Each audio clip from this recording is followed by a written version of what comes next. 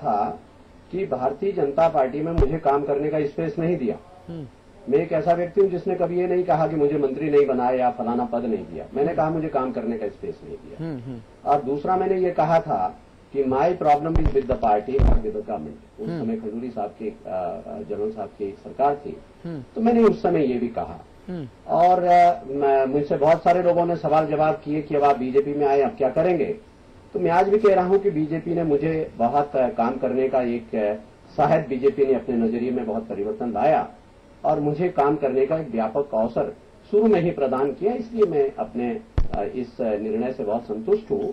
और जैसा मैंने कहा कि यदि आप उत्तराखंड की राजनीतिक परिदृश्य पर नजर डालेंगे तो ये भी स्पष्ट है कि उत्तराखंड की राजनीति एक बायपोलर पॉलिटिक्स हो गई है। हाँ। कांग्रेस और बीजेपी के बीच में ही यहाँ पे राजनीति का इसीलिए कोई कहीं भी रहे, इन दो पार्टियों में ही रहे तो ठीक है जी।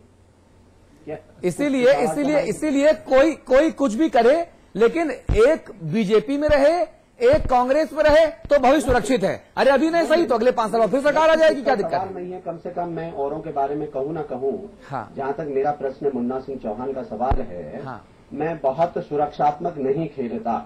हाँ। जो मुझे जानते हैं वो इस बात को जानते हैं कि मैं बहुत सारी चीजों में बहुत अनकॉम्प्रोमाइजिंग मेरा एक स्वभाव है। अच्छा। और मेरा एक दुर्गुण है जिसे मेरे मित्र लोग मेरा दुर्गुण कहते हैं कि मैं बहुत सारे मामलों में हाई हेडेड हूँ।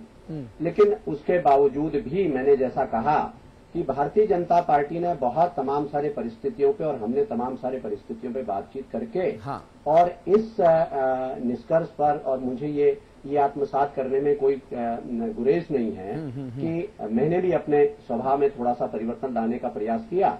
और भारतीय जनता पार्टी ने, जैसा मैंने कहा, जिस स्पेस की मुझे दरकार थी वो स्पेस देने का मुझे काम किया। मैं काम करने वाला व्यक्ति हूँ। हाँ। मुझे बहुत ज्यादा इससे, देखिए, मैं एक बात से आप मुझे समझने में शायद भूल नहीं करेंगे, यदि केवल चुनाव जीतना और कुर्सी पे बैठना ही केवल जीवन का लक्ष्य हो तो मैं सत्ताधारी दल की विधायिका 3 साल पहले छोड़ करके सड़क पे जाने का काम नहीं करता। ठीक बात। ये पर्याप्त साबित करने के लिए कि मैं कुर्सी के पीछे दौड़ने का काम नहीं करता। हाँ, लेकिन साधु संत भी नहीं हूँ, कोई चिमटा बजाने या धुनी रमाने नहीं आया हूँ। राजनीति करने आया है। मेरी राजनीतिक महत्वाकांक्षाएं। हाँ। और राजनीतिक महत्वाकांक्षा है राजनीति में कंट्रीब्यूट करने का। हाँ। राजनीति में काम करने का। हाँ। मैं हमेशा ये मानता हूँ कि भारत जैसे लोकतंत्र में पॉलिटिकली कंट्रीब्यूट करना बड़ी बात है बजाय किसी पद को सुशोभित करना।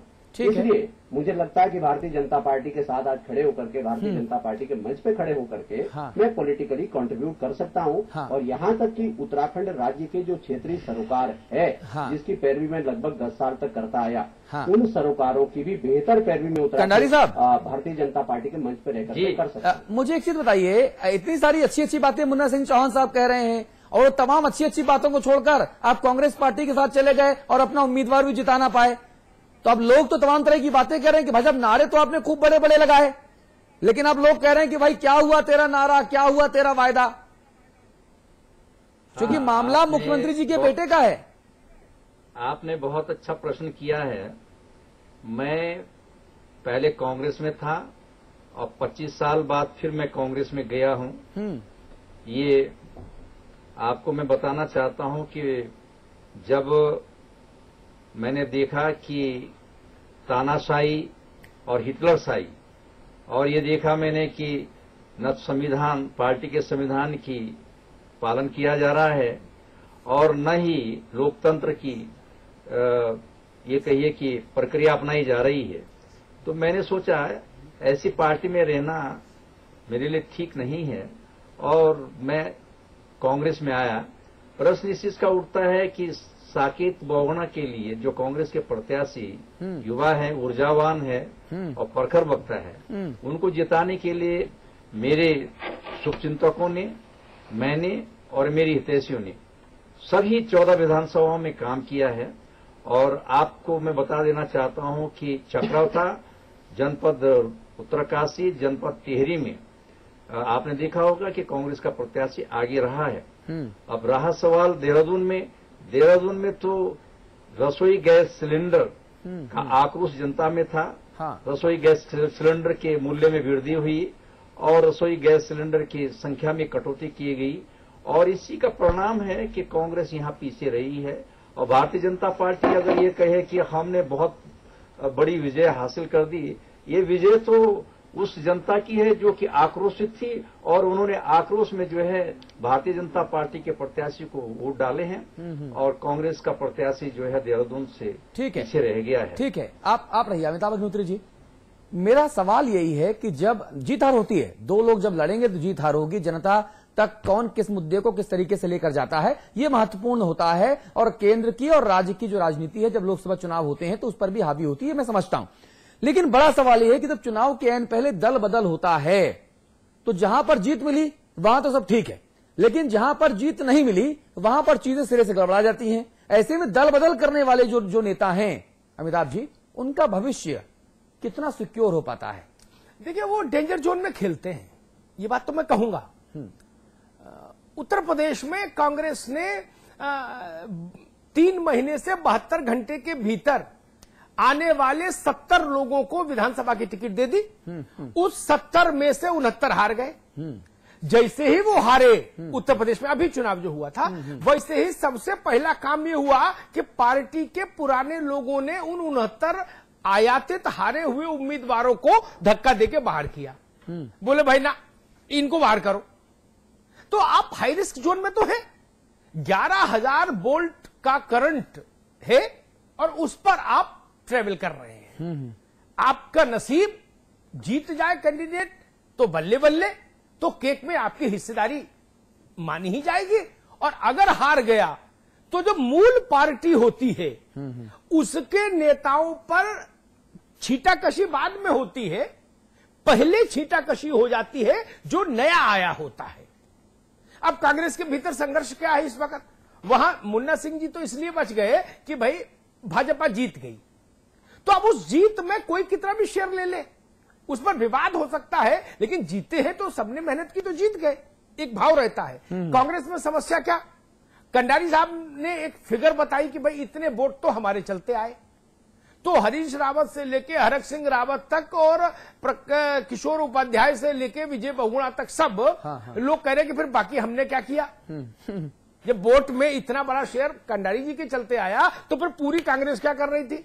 ये सवाल। और फिर 1.25 लाख वोटों का जो दावा धस्माना साहब ने किया था, अगर धस्माना साहब और कंडारी साहब के जोड़ दें वोट हम तो 1,85,000 हो जाते हैं। अब उसको साकेत को मिले ही 2 लाख के आसपास होंगे वोट, 2-2.25 लाख। तो फिर पूरी कांग्रेस क्या कर रही थी? ये सवाल उठता है। इसलिए मैं कहूंगा कि बेहतर विकल्प हो, बेहतर बात ये हो, ज्यादा देखिए अपना केस मुन्ना सिंह चौहान काबिल आदमी, बड़ा होशियारी से लड़ा, एक बहुत वकील की तरह से उन्होंने बोला, लेकिन मैं फिर भी बहुत अदब से कहूंगा कंडारी साहब और इनसे दोनों से, ज्यादा नैतिक ये हो, लोकलाज की नजर से ज्यादा बेहतर ये हो कि पार्टी की नीति, दशा, दिशा, चिंतन से जो विद्रोह का तेवर उपजे मन में, वो चुनाव से साल भर पहले उपज जाए। हाँ। ये जो लास्ट मिनट लाइट जलती है ना, इसमें जो स्मेल आती है वो गड़बड़ पैदा करती है। देखिए, हाँ, हम लोगों को भी इतने साल हो गए, आप लोगों को राजनीति करते इतने साल हो गए, हम लोगों को राजनीति देखते हुए इतने साल हो गए।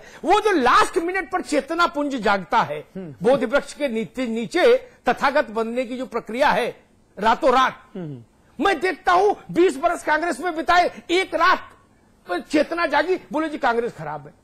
25 बरस भाजपा में बिताए, एक रात चेतना जागी, बोले भाजपा खराब है, लंबे समय से घुटन हो रही थी। तो भाई साहब, पेट में भी गैस बनती है तो आदमी गोली खा लेता है, आप घुटन क्यों झेल रहे थे इतने साल से? फिर ये प्रश्न है ना सबके लिए, व्यक्तियों का मामला नहीं, ये सिद्धांत की बात है। ठीक चुनाव के समय ये सारी चेतना, राजनीतिक विजडम, पॉलिटिकल विजडम क्यों जागती है? कंडारी साहब, ये सवाल बहुत बड़ा है, देखिए बड़ा महत्वपूर्ण है, आप जवाब देना चाहेंगे? मेरा ये कहना है कि किसी शायर ने कहा था कि किस किस की नजर को देखूं, मैं सबकी नजर में रहता हूं, किस्मत ही ऐसी मिली है कि हर वक्त निशाने में रहता हूं। कौन प्रजातंत्र में किसको रोक सकता है? हर व्यक्ति को बोलने की आजादी है और जो भी आरोप लगाना चाहे लगा सकता है।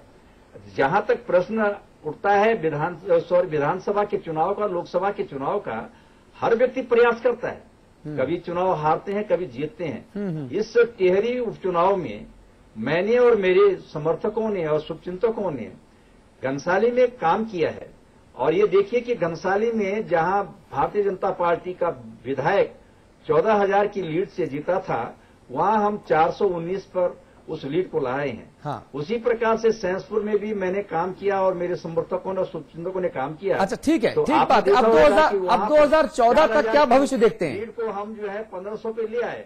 तो मेरा कहना है कि देखिए अतुल जी, मैं एक बात एक लाइन का इंटरवेंशन जरूर करूंगा जी।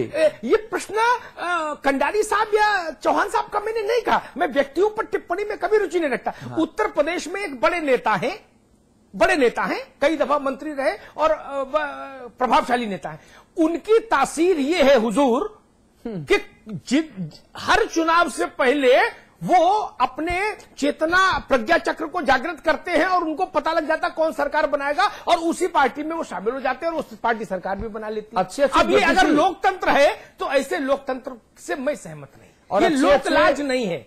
अच्छे ज्योतिषी हाथ जोड़ लिए, अच्छे ज्योतिषी हाथ जोड़ लिए। लोगों ने घोषित कर दिया कि भाई यही पॉलिटिकल थर्मामीटर है जी, जिधर ये जाए मान लो उसी की सरकार बनेगी। नहीं, और बाढ़ आने लगी। जहां वो नेताजी, मैं नाम आप कहें तो नाम भी ले लूं, जहां वो जाते हैं वहां 10-12 हजार कार्यकर्ता खुद चले जाते हैं। क्यों? सरकार इनकी बन रही है। और एक बात कह दें, उन्होंने जब एक पार्टी ज्वाइन की, इस वक्त वो जिस पार्टी में उससे पहले की, तो उन्होंने उसकी नेता के सामने लाख लोगों की भीड़ में कहा कि आज मैं सही जगह आया, अब इन चरणों में जीवन पूरा दे दूंगा। उसके बाद दूसरी पार्टी ज्वाइन की तो कहा आज मैं सही जगह आया, अब इन चरणों में दे दूंगा। अरे भाई क्या तरीका है। और यूपी की सभी पार्टियों में वो रह चुके हैं और आज भी सत्ताधारी पार्टी में हैं। सवाल यहां पर उठता है मुन्ना सिंह जी, आखिरी रिएक्शन आपसे। सवाल ये उठता है कि ऐसे दल बदलुओं का भविष्य क्या? क्योंकि जिन महान आत्मा की बात अमिताभ जी कर रहे हैं, उनका भविष्य तो उज्जवल है, क्योंकि उनके पास एक ज्ञान चक्षु है, थर्मामीटर है। वो उससे देख लेते हैं कि इसकी सरकार बननी है। फायर नहीं हुआ। हाँ। कभी उनका मूव 25 साल नहीं हुआ। 25 साल तो नहीं हुआ, कभी नहीं। अतुल जी जी प्लीज देखिए, मैं अमिताभ जी की इस बात से तो सहमत हूँ, मैं इस बात से तो सहमत हूँ हाँ। कि ये परिस्थितियां चुनाव के दौरान ही क्यों पैदा होती है। मैं किसी और की बात नहीं करता, ना आज की तारीख में मुझे इस बात की कोई चिंता है कि मैं एक अलग दिख करके और ये जस्टिफाई करने में लग जाऊं कि मेरे बीजेपी में आने से भारतीय जनता पार्टी को कहां कितना उसने गेन किया। ये बताने की आवश्यकता नहीं होती। मैं जीवन में 2 चीज मानता हूँ कि नंबर 1 बात, आपके पास कंसिस्टेंसी होनी चाहिए, आपके पास निरंतरता होनी चाहिए। यदि आपका राजनीतिक जो सफरनामा है वो बिल्कुल यह है कि कभी आप 0 हो जाते हैं, कभी आप हीरो हो जाते हैं, तो कंसिस्टेंसी नहीं है। ईश्वर की कृपा है कि मेरे राजनीतिक जीवन में मैं चुनाव हारा भी, चुनाव बहुत सारे जीता भी, बहुत सारे हारा भी, लेकिन एक हमेशा एक कंसिस्टेंसी बनी रही। ठीक है। दूसरी बात, एक बात मैं और कहना चाहता हूं, मैं इस बात पर टिप्पणी करना चाहता हूं कि आज भारतीय लोकतंत्र का दुर्भाग्य यही है कि लोग अपने सेल्फ एस्टीम को कंप्लीटली गिरवी रख करके और चाटुकारिता में लग जाते हैं। ठीक बात कह रहे हैं। मैं कम से कम दावे के साथ इस बात को कहता हूं, चुनौती देकर के कहता हूं, मैं किसी पार्टी में गया, मैं कभी भी अपने आत्म स्वाभिमान को और अपने बुनियादी क्रेडेंशियल्स को गिरवी नहीं रखता किसके यहाँ। ठीक बात है। कोई मुझे पसंद करे या ना, मैं किसी के चरणों में बैठ करके कोई राजनीति नहीं करता। हाँ, हाँ। मैं विचारों के खुलेपन में यकीन करता हूँ। हाँ। और मैंने अभी थोड़ी देर पहले जो ओपनिंग सेंटेंस अपनी बात का कहा था कि मुझे काम करने के लिए स्पेस चाहिए। हाँ। ठीक है, पार्टी का एक बेसिक फ्रेमवर्क, उस फ्रेमवर्क के रह करके पार्टी को उस अनुशासन में रह करके काम करना है। ठीक है। लेकिन आप कहें कि आप तो साहब एक रिमोट से चलने वाले पॉलिटिशियन, अच्छी बात कह रहे हैं, आपको चाबी भरी जाएगी, आप मुन्ना सिंह जी, मैं इस तरह की राजनीति में कोई यकीन नहीं। मुन्ना सिंह जी, बहुत अच्छी बात आप कह रहे हैं।